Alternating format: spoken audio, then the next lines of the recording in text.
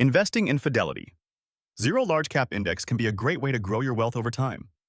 This index fund offers a diversified portfolio of large cap US companies without any expense ratio, which means you won't pay management fees. The first step to investing is to open an account with Fidelity. If you already have an account, simply log in. If you are a new investor, go to the Fidelity website and click on the option to open an account. Once your account is set up and funded, navigate to the investment options.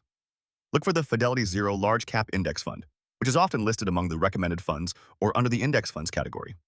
Click on the fund to learn more about its performance, holdings, and investment strategy. It is important to review this information so you understand what you're investing in.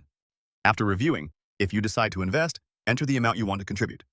Fidelity allows you to make one-time purchases or set up automatic contributions to make investing easier over time. Choose the option that best fits your financial goals. Once your investment order is placed, you will receive a confirmation, and your funds will be allocated to the index fund. Finally, keep track of your investment by checking your account periodically. Monitoring the performance of your Fidelity Zero Large Cap Index Fund will help you stay informed about your financial growth. Remember, investing is a long-term commitment, and it is essential to remain patient and allow your investment to grow.